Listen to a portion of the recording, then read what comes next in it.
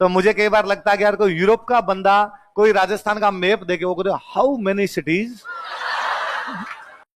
यहां आके देखे तब उसको बता चले भाई रे जयपुर ऐसे नहीं है, जयपुर राजा ने बसाया। ये एक मैप है, इस मैप के 9 भाग है। कितने भाग है?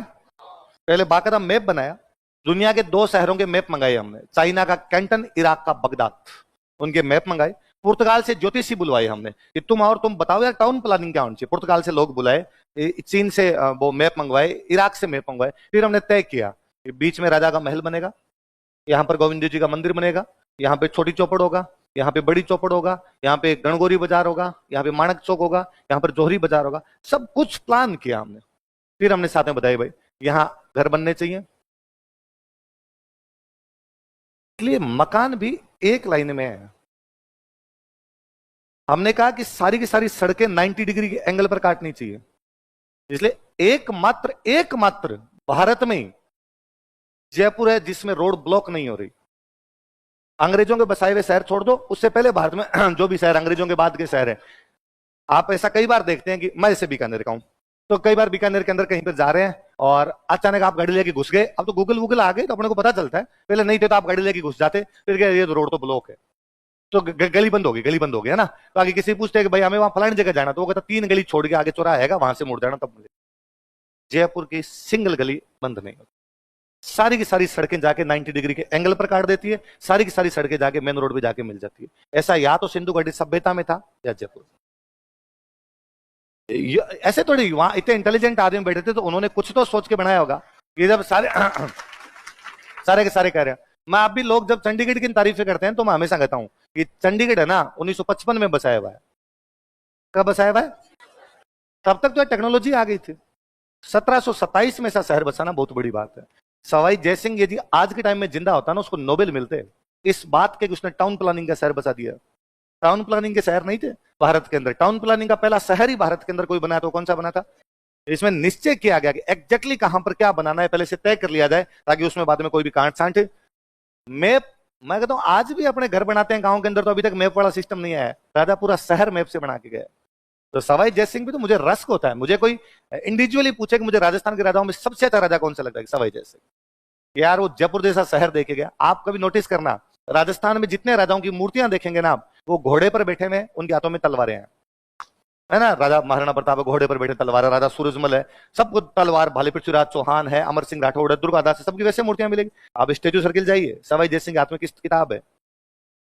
पुस्तक है। उन दिनों यार वो मैथमेटिक्स की किताबें लिख रहा था, मैथमेटिक्स 1727 में।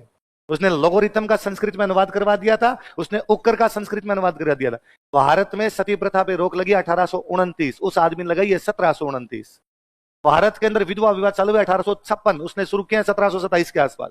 भारत में बाल विवाह पर रोक लगी है 1929, उस आदमी ने 1700 के आसपास में बाल विवाह बंद कर दिए थे। उस आदमी ने तब जयपुर में इंटरकास्ट मैरिज करवा दी थी, जो भारत में अब भी नहीं हो रही। कितना मॉडर्न, कितना विजनरी, कितना आगे का सोचने वाला राजा था। सवाई जयसिंह तो होड़ ही नहीं हो यार, इतना इंटेलिजेंट। उसने केवल इस बात के लिए विदेश में लोग भेज दिए थे कि विदेश की साइंस की किताबें लेकर उनका ट्रांसलेशन करवाएंगे। इसलिए मोहम्मद मेरी और मोहम्मद शरीफ की ड्यूटी यही थी कि विदेश जाओ और जितनी साइंस की किताबें हो वो लेके उनका अपना ट्रांसलेशन करवा लेंगे। पंडित जगन्नाथ उन दिनों में साइंस की किताबें लेके आ गया। और मैं कहता हूँ सवाई जयसिंह को कभी देखना होगा क्या चीज था, तो जंतर मंतर देखिए, है ना। जंतर मंतर में 19 मशीनें रखी हुई है। कोई माइका लाल सिंगल मशीन के बारे में बता देगी क्या है?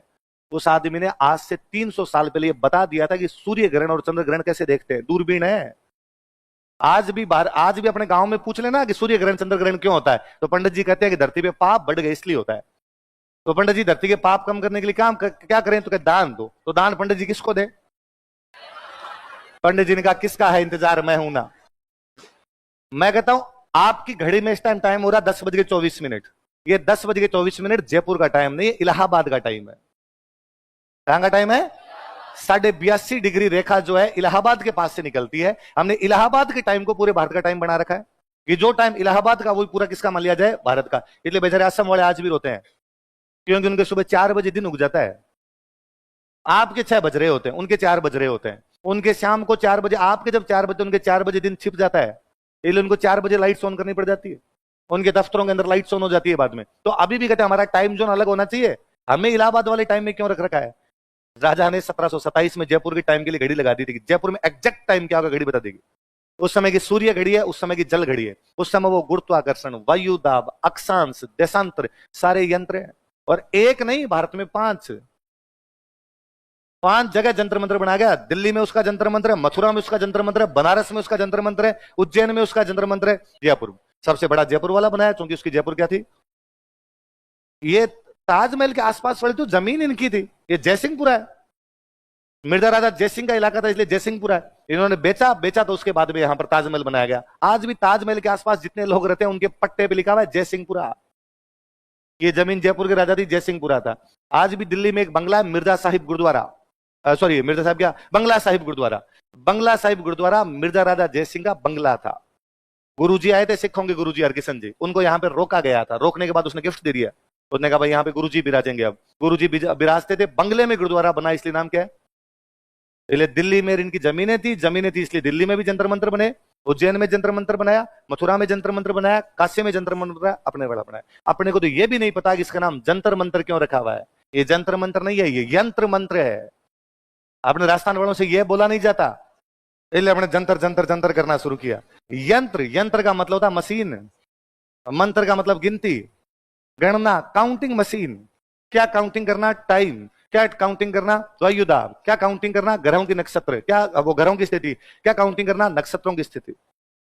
उस राजा को जब ग्रह नक्षत्रों पर उसने पूरी बुक लिखी है कि कौन सा नक्षत्र कौन सी घड़ी में कहां चला जाता है, उसका क्या प्रभाव पड़ता है, जयसिंहकारी का पूरा ग्रंथ लिख के गया। उसने पंडित जगन्नाथ से 2 शानदार किताबें लिखवा दी थी, सिद्धांत सम्राट और सिद्धांत कौस्तुभ। तो उस राजा को मैथमेटिक्स का इतना शानदार ज्ञान था, ट्रिग्नोमेट्री का, उसने शहर बसाया तो पूरे में ट्रिग्नोमेट्री है। कितने डिग्री एंगल पर ढलान हो, कितने डिग्री एंगल पर सड़कें काटे, कितनी लंबी और कितनी चौड़ी सड़कें हो, ताकि किसी भी प्रकार की कोई भी बाधा नहीं पहुंचे। शहर में इतनी प्लानिंग कौन करता है यार? लोग घरों में प्लानिंग नहीं करते। मैं कहता हूं अच्छे से अच्छे इंटीरियर से अपने घर बनवा लेते हैं, उसके बावजूद पानी रुकता है छत पे। बरसात के टाइम में वाइपर लेके लगे रहते हैं, है ना। एक सिंगल बाथरूम अपना ऐसा नहीं जिसमें नहाने के बाद पानी पूरा निकल जाए, वाइपर लेके उसमें लगे रहते हैं। होना चाहिए ढलान है तो पानी जाए, पानी रुक कैसा गया? क्योंकि अपने वाले अभी भी किसी भी मिस्त्री से ढलान नहीं बन पा रही है। सब जगह पे कहीं ना कहीं थोड़ा बहुत, वो कहते हैं थोड़ा बहुत तो रह जाता है, ये तो देखो करना ही पड़ेगा। कैसे रह जाता है यार, पानी कैसे निकल रहा? पुराना शहर है, पुराना बसा हुआ शहर। मैं कहता हूं बाहर वाला जो जयपुर है जिसमें हम बैठे हैं, जो सरकार ने बनाया है, इसमें फिर भी पानी रुकता है, इसमें अभी भी बाढ़ जैसी स्थिति आ जाती है, अंदर नहीं है। तो बीकानेर की बात करें, बीकानेर में बरसात के दिनों में गिनानी वाले तो बापड़े मर जाते हैं, सारे घरों में पानी घुस जाता है। और इसमें बीकानेर के कोई दोष भी नहीं, शहर बसा हुआ आज के 600 साल पहले, 600 साल पहले स्थितियां अलग थी, तो उस समय वो बना लिया, वैसे घर बनाए, वैसे मकान बनाए, तो पूरा का पूरा गिनानी वाला इलाका जलमग्न हो जाता है। क्योंकि प्लानिंग थी नहीं, टाउन की प्लानिंग नहीं थी, तो जहां पर हमने जैसे घर आए वैसे बना लिए, यहाँ प्लानिंग के तहत बनाया, सब ठीक। भाई जयपुर के राजा का यह कहना था, लावा, टोंक, किशनगढ़, करौली, ये सारे मेरे को दे दो। जयपुर का राजा कहना था, मेरी जनसंख्या 10 लाख है, इनकम 1 करोड़ है, ये बीच बीच वाले मेरे को दे दो और एक नया राज्य बना लेते हैं जयपुर। बाकी ने तो हाँ भरी नहीं, लावा ठिकाने वाले पहले कहा ठीक है हमें मिला लो। तो लावा ठिकाना पहले किसमें मिला लिया गया था? जयपुर। कब मिला लिया गया था? 19 जुलाई 1900। पहले बड़ी बात है। अच्छा, पहले जब राज प्रमुख बनाया गया, राज प्रमुख बनाया गया था सवाई मानसिंह। किसको बनाया गया? तब सवाई मानसिंह को कहा गया था कि आप आजीवन राज प्रमुख हो। आप कैसे राज प्रमुख हो? आजीवन, जब तक आप जिंदा हो राज प्रमुख आप ही हो, आपके अलावा किसी को बनाएंगे? जयपुर वाले शामिल ही तब हुए थे जब इनको कहा था राज प्रमुख भी आप और प्रधानमंत्री भी आप और राजधानी भी आप, तो इनको कहा गया आजीवन रहोगे भाई साहब। हालांकि मान सिंह मरे थे 1970, कब मरे थे? लेकिन पहले बीच के अंदर ही कह दिया गया कि टाटा बाय बाय, 56 में कह दिया घर जाओ। तो मान सिंह ने जवाहरलाल नेहरू को लेटर लिखा और नेहरू जी को पूछा, भाई नेहरू जी संविधान में जब लिख के दिया था कि मैं आजीवन हूं, फिर 7 साल बाद में कैसे हटा दिया? 49 में तो आपने मेरे को बनाया और 56 में आप कह रहे हो कहां जाओ, घर जाओ। तो नेहरू जी का एक सिंगल लाइन का रिप्लाई है, नेहरू जी ने कहा संविधान कभी पत्थर नहीं हो सकता। संविधान कभी पत्थर होता ना, उसमें चेंज नहीं आते, बाटा बाटा ही पड़ा रहता, 1000 2000 5000 साल तक बाटा ही पड़ा रहेगा, चेंज बहुत धीमे धीमे कभी जाके आएंगे, लेकिन संविधान में चेंज आएंगे, समय अनुकूल चेंज किए जाएंगे, देश काल परिस्थितियों के अनुसार चेंज किए जाएंगे। जब 1950 में संविधान बनाया तब परिस्थितियां अलग थी, आज की परिस्थितियां, इसलिए हम बाकायदा चेंज करेंगे। तब हमें लगता था राज प्रमुख होने चाहिए, अब हमें लगता है राज प्रमुख होने, तब लगा तो हमने आपको बना दिया, अब लगा तो आपको हटा दिया। संविधान में संशोधन करके हटाया बाकायदा हमने। पहले संविधान में लिखा था राज प्रमुख आजीवन होगा, अब हम लिख दिया राज प्रमुख नाम की कोई चीज ही और अब राज प्रमुख की जगह क्या बनाए जाएंगे? उस आदमी का। वेरी गुड, शाबाश, कोई दिक्कत नहीं सर। हालांकि बाद में मान सिंह जी को वापस यूं राजी किया गया और मान सिंह जी को स्पेन का राजदूत बना दिया था। कहां का राजदूत बना दिया? स्पेन भेज दिया था कि भारत सरकार की तरफ से आप कहां पे जाके काम करो? स्पेन। कि आप विदेश में रहे हुए हो तो विदेशियों के आपके अलग अलग देशों के साथ में संबंध भी अच्छे हैं, एक्सपीरियंस भी है, इंग्लिश भी अच्छी आती है, इसलिए स्पेन चले जाओ, वहां राजदूत बन जाओ। तो राजा वहां चले गए। कुल मिला के राजा महाराजाओं का जो राज प्रमुख वाला रोल था वो पूरी तरीके से क्या कर दिया गया था। पर राजाओं को अभी भी एक चीज मिल रही थी, प्रिवी पर्स। क्या मिल रहे थे? प्रिवी पर्स मिल रहे थे। प्रिवी पर्स मिल रहे थे राजाओं को। अब बनी इंदिरा गांधी प्रधानमंत्री। कौन बनी? इंदिरा गांधी प्रधानमंत्री बने। इंदिरा गांधी, मैंने बताया था कि पहले तो के कामराज ने बना दी थी, उसको बिठा दी, लेकिन सड़सठ में इंदिरा गांधी चुनाव जीत के आ गई। इंदिरा गांधी चुनाव जीत के आ गई। इधर राष्ट्रपति भी इंदिरा गांधी ने अपने तरीके का बना लिया। इसलिए इंदिरा गांधी को लगा अब कुछ ऐसा करने का समय आ गया। और इंदिरा गांधी ने कहा कि भाइयों और बहनों, आप सबके खाते में 15-15 लाख रुपए दूंगी। सब खाते में कितने रुपए दूंगी? यह डायलॉग इंदिरा गांधी का, मोदी जी का तो कॉपी किया हुआ है। भाई ने तो कॉपी मारा था उधर से, मित्रों सबको कितने रुपए दूंगा। तो अपने को हमेशा लगता है कि 15 लाख तो अपने सेव पड़े। मोदी जी का कहा, जबान दिया आदमी ने, आज नहीं तो कल अपने खातों में आए। कितने? तो आप गरीब नहीं हो, आपके पास ऑलरेडी कितने रुपए पड़े हैं? वो तो खाते में है, आप आ जाएंगे, आज नहीं तो कल आ जाएंगे, दे ही देंगे। प्रधानमंत्री खा के थोड़ी भागेगा पैसे, है ना। ये बात पहले किसने कही थी? इंदिरा गांधी। तो लोगों ने कहा मैडम पैसे आएंगे कहां से? मैडम ने कहा कि चिंता मत करो, पैसे वालों के छीन छीन के मैं गरीबों को दे दूंगी। और मैडम ने एक दिन एक ऑर्डर जारी किया कि 14 बड़े बैंकों का राष्ट्रीयकरण किया जाता है। 14 बड़े बैंकों का क्या किया जाता है? नेशनलाइजेशन किया जाता है। मतलब समझे इसका? इसका मतलब यह था कि पीएनबी के मालिक को बुलाया इंदिरा गांधी ने। पीएनबी के मालिक शाम को घर आया, उसको कहा ये 200 करोड़ का चेक पकड़, रवाना हो, बैंक का मारिए। उसने कहा मैडम पर बैंक में मेरे 500 करोड़ रुपए के। थप्पड़ मारेंगे, है 5 करोड़, भाग यहां से। प्राइवेट बैंकों को सरकारी बना दिया गया। प्राइवेट बैंकों को क्या बना दिया? और इंदिरा गांधी ने कहा ये लो मित्रों, अब तुम्हारा धन है, ये सरकार का धन तुम्हारा है, तुम्हारे खाते में तुम खर्च कर दोगे, मैं ही रख लेती हूँ। पर बैंक में पड़ा, सरकार के पास पड़ा, तुम्हारा है, जनता का है, मैं खुद तो लेके नहीं जाऊंगी, जनता का पैसा। पहले ये पीएनबी वाला खा रहा था मालिक, अब तुम्हारा है। लोग उनका यह 15 लाख तो सेव पड़े हैं उधर, अपने एफडी कर दी हमने उसकी। इंदिरा गांधी ने कहा और पता लगा और किस किस के पास रुपए हैं, और कहा साहब राजाओं को मिलती है पेंशन। क्या मिलती है? और इंदिरा गांधी ने एक संविधान संशोधन किया, 26वां संविधान संशोधन 1971। कौन सा किया? और इंदिरा गांधी का प्रीव्यू पर्स समाप्त। राजाओं को किसी भी प्रकार के प्रीव्यू पर्स मिलेंगे नहीं। जब प्रीव्यू पर्स बंद किए ना, तो राजाओं ने कहा ये गलत है। जब वल्लभ भाई पटेल ने हमसे साइन करवाए थे, तो वल्लभ भाई पटेल ने कहा था कि मैं जो प्रॉमिस कर रहा हूं ये प्रॉमिस हमेशा निभाए जाएंगे।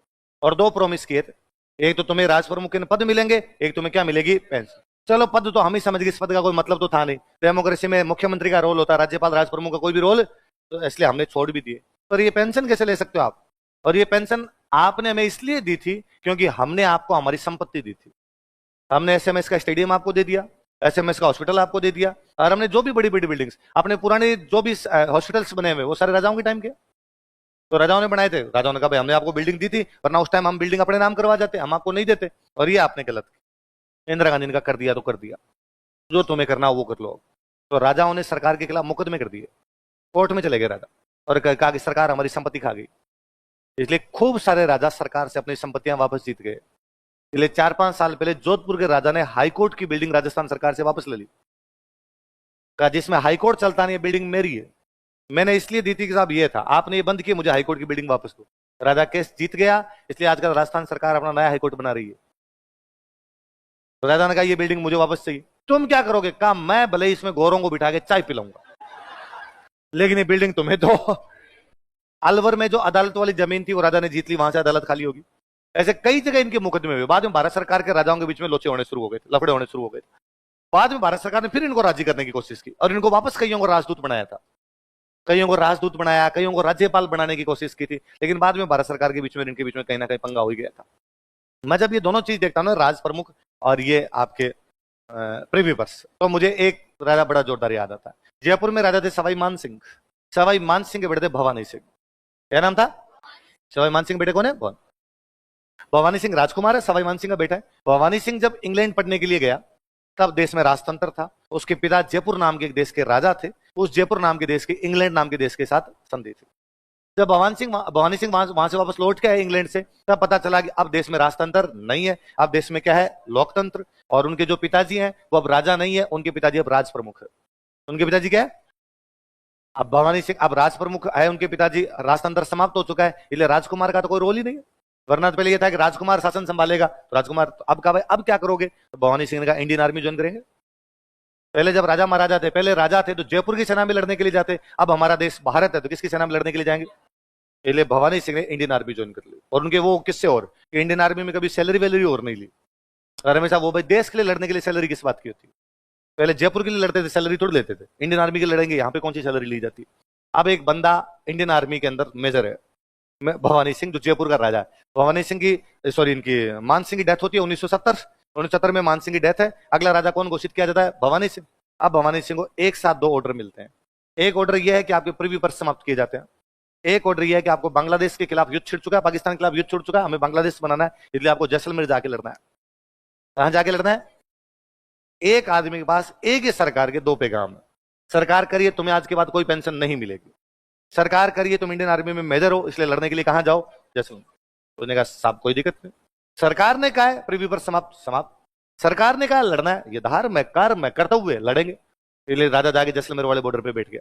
71 वाले युद्ध के अंदर यूं दिमाग में था इंडियन गवर्नमेंट के कि पाकिस्तान तीन तरफ से हमला करेगा, एक पंजाब की तरफ से, एक बंगाल की तरफ से, एक जैसलमेर की तरफ से। तीन ही बॉर्डर है अपने, तीन बॉर्डर खुल रहे हैं। इसलिए बंगाल की तरफ से तो इसलिए क्योंकि बांग्लादेश बनाना है, वहां तो लड़ाई होगी, और बंगाल का दबाव कम करने के लिए कि इंडियन आर्मी जब बंगाल जाके लड़ेगी तो पाकिस्तान हारेगा, तो पाकिस्तान को लगेगा इंडियन आर्मी की संख्या कम की जाए, इसलिए पाकिस्तान पंजाब साइड से हमला करेगा ताकि आधी सेना किधर लगाई जाए, पंजाब। वो जैसलमेर की तरफ से हमला करेगा ताकि आधी सेना कहां लगाई जाए, जैसलमेर। इसलिए बंगाल पे दबाव कम होगा और वो बांग्लादेश को आजाद होने पर। हमारे पहले प्लानिंग थी, हमने पहले तीनों बाउंड्री एकदम सिक्योर कर रखी थी। पाकिस्तान ने दो तरफ से अटैक मारा, बंगाल पे तो चल ही रहा था, उसने पंजाब की तरफ से अटैक किया, जैसलमेर की तरफ से उसने अटैक किया ही नहीं। तो भवानी सिंह बैठे बैठे परेशान हो गए, इसलिए भवानी सिंह ने पाकिस्तान पे अटैक कर दिया।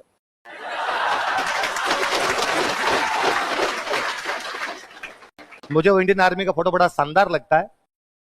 एक पुलिस थाना है, पुलिस थाने के आगे एक जीप खड़ी है, एक इंडियन सोल्जर जीप के ऊपर बैठा बैठा चाय पी रहा है। इधर एक बोर्ड लगा हुआ, उस पर बोर्ड पे लिखा हुआ लाहौर 17 किलोमीटर, हम अंदर तक थे। और भवानी सिंह ने तो इस साइड के अंदर के बैंकों पे कब्जा किया था, बैंकों पे कब्जा किया। वो किया इधर पाकिस्तान का एक जिला है, मैं इसका नाम भूल रहा, छाछरो, पाकिस्तान का एक जिला है छाछरो, इस पूरे जिले पे कब्जा कर लिया। छाछरो जिला था, छाछरो में पूरे में हमारा कब्जा है, तो छाछरो हमारा है। इवन छाछरो में इंडियन गवर्नमेंट अपना कलेक्टर बिठा दी थी, कैलाशदान उज्जवल हमारे पहले कलेक्टर थे वहां छाछरो के अंदर। 71 के अंदर हम एक पूरा डिस्ट्रिक्ट कब्जे में करते हैं। दिक्कत यह आई कि भवानी सिंह से युद्ध समाप्त होने के बाद पूछा गया कि तुम किससे पूछ के पाकिस्तान में घुसे, उसने कहा पूछना किससे, तुम यार इंडियन आर्मी के मेजर हो, तुम्हारे ऊपर कर्नल, ब्रिगेडियर, जनरल कई होते हैं, उनसे पूछते। उसने कहा मैं राजा हूं और मैं जा सकता हूं कहीं भी। इसलिए भवानी सिंह जी को बाद में भारत सरकार ने, इंडियन आर्मी ने कहा घर जाओ राजा जी, आज आपके जी में बैठे बैठे की पाकिस्तान की तरफ जाना, कभी जी में आ जाएगी दिल्ली में प्रधानमंत्री को उठाते हैं तो तुम यार लफड़ा कर दोगे। इसलिए भवानी सिंह जी को घर भेजा गया और भवानी सिंह जी को मेडल दिया गया, महावीर चक्र। क्या दिया गया, तो मुझे याद है भवानी सिंह जी जब एक्सपायर हुए थे तो अखबार में आया था नहीं रहे महावीर, ये जिनको महावीर चक्र मिला हुआ था वो अब नहीं रहे। 72 में पाकिस्तान हमसे एक समझौता करता है, शिमला समझौता। कौन सा करता है, शिमला समझौते में पाकिस्तान का जुल्फिकार अली भुट्टो इंदिरा गांधी से बातचीत करने के लिए आते हैं और जुल्फिकार अली भुट्टो हाथ जोड़ता है, मैडम ये छाछरो वापस दो, मेरी बेइज्जती हो रही है। कि वहां लोग साफ साफ कह रहे हैं कि इंडिया ने कब्जा कर लिया और तुम एक जिले का क्या करोगे, इसलिए इंडिया वालों ने उनको छाछरो वापस दे दिया। लेकिन 76 महीने तक छाछरो हमारा था, छाछरो उनको वापस भी दिया। तो हमारे कलेक्टर साहब की ऑफिस के जो भी लोग वापस आए तो वो नेम प्लेट उतार के लाए, जिसमें लिखा होता जिला छाछरो, नीचे लिखा होता भारत सरकार। वो आज भी अपने वॉर म्यूजियम के अंदर रखी हुई, जिससे पता चलता है कि 71 में हमने 6 महीने के लिए सही किस पे कब्जा कर लिया था। वो कब्जा करने वाला अपना कोई बंदा था तो कौन था, आर्मी के रिटायर हो गए, आप घर जाओ। ऐसा एकमात्र एग्जाम्पल होगा कि भवानी सिंह जी रिटायर हो गए थे। फिर मैंने दिन आपको बताया था कि भारतीय सेना श्रीलंका गई थी और श्रीलंका में हम हार गए थे, मैंने बताया थी लिटे के खिलाफ हमारी। जब इंडियन आर्मी का मोरल बहुत डाउन था, इंडियन आर्मी की लिटे के खिलाफ पार नहीं पड़ रही थी बहुत ढंग से वहां पर, और सबसे बड़ी बात हम अपनों से लड़ रहे थे, लिटे वाले हमारे हम अपने, तो वो मामला बहुत गंभीर हो गया था और इंडियन आर्मी बहुत अजीब सा महसूस कर रही थी। उस समय भारत के प्रधानमंत्री राजीव गांधी ने आर्मी को पूछा अब क्या किया जाए। आर्मी ने कहा साहब एक ऑफिसर उसको वापस बुलाया जाए, वो मोरल अप कर सकता है। इसलिए ऐसा एकमात्र एग्जाम्पल होगा कि भवानी सिंह जी को इंडियन आर्मी ने दोबारा बुलाया, वो मेजर थे, 16 साल बाद वापस इंडियन आर्मी में गए, इस बार उनको रैंक दी गई ब्रिगेडियर, रिटायर आदमी को वापस बुलाया गया, श्रीलंका भेजा गया, श्रीलंका में वो वापस हालात सामान्य करते हैं, वापस बुलाया जाता है। हालांकि बाद जयपुर से चुनाव लड़ा था, कांग्रेस से चुनाव हार गए थे, तो चुनाव तो बाद में यहाँ पे हार जाते हैं, लेकिन बाद में भवानी सिंह वापस जा गए थे। तो कोई अपना कोई राजा जो बाद में इंडियन आर्मी में इस कदर इन्वॉल्व हो गया था, वो कौन था? कौन था? भवानी। तो 75 में इंदिरा गांधी जब आपातकाल लगाती, इंदिरा गांधी ने आपातकाल लगाया था, आपातकाल लगाया तो इंदिरा गांधी ने वे लोग जो इंदिरा गांधी के खिलाफ चुनाव लड़ते थे उन सबको गिरफ्तार किया, जो कांग्रेस के खिलाफ वो सारे गिरफ्तार किए गए। तो यहां पर भवानी सिंह की जो मां है उनको गिरफ्तार कर लिया गया था, गायत्री देवी। राजा मान सिंह की 3 रानियां थी, तो सबसे जो छोटी रानी थी गायत्री देवी थी, भवानी सिंह की सौतेली मां थी, तो गायत्री देवी को गिरफ्तार किया, भवानी सिंह को भी गिरफ्तार कर लिया और भवानी सिंह को गिरफ्तार करके भी जेल में डाल दिया। उस समय इंदिरा गांधी पे 2 दबाव आए, एक तो इंडियन आर्मी का, इंडियन आर्मी ने कहा हमारे इतने ऑनरेबल ऑफिसर को तुम जेल में कैसे डाल सकते हो, तो इसको बाहर निकालो वरना इंडियन आर्मी रिवोल्ट पे आ जाएगी। तो सरकार को डर लगा कि यार आर्मी ऐसी धमकियां कभी नहीं देती, आर्मी धमकियां दे रही है इसका मतलब लफड़ा है कुछ ना कुछ। एक फोन लंदन से आता है, लंदन से एक बंदा फोन करके इनको भारत सरकार को कहता है कि मैंने मिला है इन राजाओं को, मैंने कहा था इन राजाओं को कि तुम इंडिया के अंदर शामिल हो जाओ और तुम्हें इंडिया में और कुछ मिले ना मिले इज्जत पक्की मिलेगी, और तुम एक राजा को ऐसे बेइज्जत कैसे कर सकते हो, जेल में कैसे डाल सकते हो। तो बाद में भवानी सिंह बाहर निकाला गया। लंदन से वो बंदा जो फोन कर रहा था उसका नाम है लॉर्ड माउंटबेटन। कौन बंदा है? इस फोन के थोड़े दिनों बाद लॉर्ड माउंटबेटन पिकनिक मनाने के लिए गए हुए थे स्कॉटलैंड, शायद स्कॉटलैंड के वो कुछ आतंकवादी थे जिन्होंने माउंटबेटन को एक बम धमाके में उड़ा दिया था। माउंटबेटन अपनी जिंदगी का लास्ट काम यही करके गया था कि भवानी सिंह को जेल से बाहर निकाल के गया था। तो बड़ी वो रोचक कहानी है भवानी सिंह वाले। यार एक बंदे, मैं कहता हूँ आज अपने को कहा जाए, एक तरफ तो कहा जाए कि भाई साहब तेरे को ये सुविधाएं समाप्त की जाती है, और फिर कहा जाए लड़ने जाए, तो एक बार दिमाग कराओ क्यों जाए रे लड़ने, जब तुम मुझे कुछ नहीं दे रहे हो मैं तुम्हारी तरफ से क्यों लड़ूं। तो आदमी नहीं, लड़ लेंगे, लड़ने में तो कोई दिक्कत नहीं। और 71 का वॉर तो वैसे भी याद रखना, भारत ने आज दिन तक भारत का जो सबसे बड़ा युद्ध जीता है वो कौन सा जीता है? 70। और दुनिया का सबसे बड़ा युद्ध है जिसमें हमने 93,000 फौजियों को एक साथ सरेंडर करवाया। पाकिस्तान के कितने फौजी एक साथ सरेंडर कर? 93,000 फौजियों ने घुटने टेके, काली गाय है।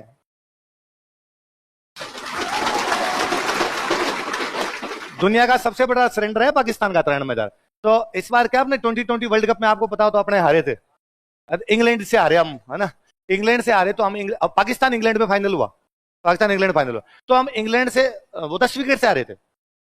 इंग्लैंड ने को रन बनाए थे, हमने रन बनाए थे 162 163 या 165 जीते थे, और इंग्लैंड का एक भी आउट नहीं बार वो जीत गए।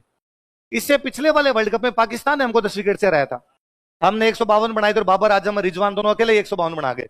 तो पाकिस्तान के प्रधानमंत्री की मति खराब हुई और पाकिस्तान के प्रधानमंत्री ने एक ट्वीट कर दिया कि फाइनल किसके बीच था? पाकिस्तान और इंग्लैंड। तो उसने लिखा कि फाइनल उन 2 टीमों के बीच में जिन्होंने भारत को 10-10 विकेट से हराया। तो उसने लिखा 165-0 152-0 इनके बीच में क्या होगा? फाइनल। वो टीम जिसका 165 पे भी एक विकेट नहीं गिरा, वो टीम जिसका 152 पे भी एक विकेट नहीं गिरा, दोनों भारत को हराती है, उनके बीच में क्या होगा? फाइनल। आपने एक सरदार जी तो लेफ्टिनेंट जनरल रहे हुए, शाम को 8 बजे के बाद उन्होंने कोई ट्वीट देखा और जनरल साहब का दिमाग खराब हुआ। जनरल साहब ने उसके नीचे रीट्वीट किया, यस ये जो तुम कह रहे हो ऐसा रिकॉर्ड है, पर मुझे लगता है कि 93,000 ये रिकॉर्ड कभी नहीं टूट पाएगा। 93,000 के कपड़े खुल लिए थे तुम्हारे यहाँ पे, तुम भागे थे यहां से चपले हाथ में ले गए, ये रिकॉर्ड कौन तोड़ेगा? पाकिस्तान के प्रधानमंत्री कार्यालय ने हाथों हाथ अपना ट्वीट डिलीट किया। अरे बेइज्जती करेंगे बेटे, सरदार जी फॉर्म में आए हुए। तो 71 की वॉर में जब हम 3 फ्रंट पे लड़ रहे हैं, पंजाब, बंगाल, जैसलमेर। जैसलमेर पे लड़ रहा है जयपुर का राजा भवानी सिंह। बंगाल वाले फ्रंट पर हमारे एक लेफ्टिनेंट जनरल को भेजा हुआ है, सगत। क्या नाम था? लेफ्टिनेंट जनरल सगत, जिनके नाम पे जयपुर में चौक है, सगत सिंह चौक। और मेघना नदी है वहां, ढाका के पास में एक नदी पड़ती है मेघना।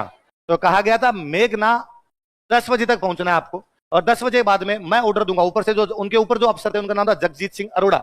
जग्गी की बहुत शानदार फोटो है, जिसमें कभी आपने एक फोटो देखी हो तो इधर जग्गी बैठे हैं अपने, जगजीत सिंह अरोड़ा बैठे हैं, इधर पाकिस्तान का कमांडर बैठा है नियाजी के, नियाजी बैठा हुआ है यहाँ पे, और नियाजी साइन कर रहा है कि पाकिस्तान सरेंडर कर रहा है। तो जो सरेंडर करवा रहे हैं वो अपने जग्गी थे, जगजीत सिंह अरोड़ा थे। तो जग्गी ने कहा कि भेजा सगत को कि जाओ सगत, और मेघना पर 10 बजे तक सुबह पहुंचना है अपने को। ठीक है, अपने सगत सिंह पहुंच गए मेघना पर 8 बजे। 8 बजे पहुंच गए तो कहा अब क्या करें, 2 घंटे बैठे रहे? कहा ना ना, मेघना क्रॉस करते हैं। तो ये रातों रात वो उसी टाइम 2 घंटे के अंदर अंदर मेघना क्रॉस कर गए, और मेघना क्रॉस करके चले गए ढाका, और ढाका पे कब्जा कर लिया। भाई साहब जिस दिन हमने ढाका पे कब्जा किया था ना, तो बांग्लादेश की ढाका की जो कॉलेज की लड़कियां थी उन्होंने क्या हमारे सैनिकों को पपियां जपियां दी,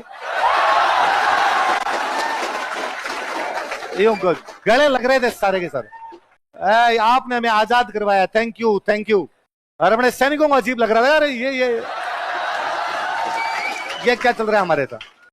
सगत कब्जा करते हैं, सगत के कब्जा करने के बाद सगत मैसेज करते हैं जग्गी को, और जग्गी कहते हैं कि जग्गी हमने कब्जा कर लिया। और जग्गी ने उधर कहा कि क्यों कर लिया, मैंने जब कहा था कि मेरे कहे बिना नहीं जाना, तुम गए क्यों? तो जब हम 2 घंटे पहले आ गए थे, करते क्या हम? तो कहा वापस आओ। सगत के उधर से शब्द थे, मैं 2 ही सूरत में वापस जा सकता हूं, या तो मुझे गोली मार दो, या इंदिरा गांधी कह दे तो वापस चला जाऊंगा, प्रधानमंत्री का ऑर्डर आ जाए तो। जग्गी ने कहा मैं प्रधानमंत्री से कहलवा दूंगा। जग्गी ने इधर मैसेज भेजा प्रधानमंत्री के पास, साउथ ब्लॉक दिल्ली का एक मीटिंग चल रही है, मैडम इंदिरा गांधी बैठे हैं, इधर बाबू जगजीवन राम देश के तत्कालीन रक्षा मंत्री बैठे हैं, मंत्री बैठे हैं, इधर आईएएस बैठे हैं, बहुत सीरियस मीटिंग चल रही है। इंदिरा गांधी कभी हंसते नहीं थे, बहुत यूं वैसे ही खड़ूस टाइप के रहते, और शायद महिला नेता जितनी भी होती है वो सारी ऐसी होती है। इसका कारण है, इसका कारण ये एकमात्र ये जो तुमने हा हू किया, कि महिलाओं को लगता है कि यदि वो खड़ूस नहीं भी तो लिचड़ ऐसे करेंगे। इसलिए हर महिला नेता, जितनी महिला नेता, वो बोले वसुंधरा जी देख लो, वो बोले आपके ममता बनर्जी देख लो, वो बोले जयललिता देख लो, वो बोले मायावती ने जब मुख्यमंत्री थे एक भी पुरुष अधिकारी को कभी चेयर पे नहीं बैठने दिया, खड़ा रहे ताकि तेरी औकात पता रहे। मैं कल सिंगल बैठूंगी, बाकी सारे खड़े रहेंगे, क्योंकि महिलाएं जानती है कि पुरुष लिचड़ है, लिचड़ था, लिचड़। तो ये महिला अफसर जो भी होगी वो इस प्रकार करेगी। आप तो खुद जब आरएस बनोगे, यदि आपके ऊपर कोई महिला आईएएस आ गई, वजह आपको एहसास कराएगी कि तुम क्या चीज हो।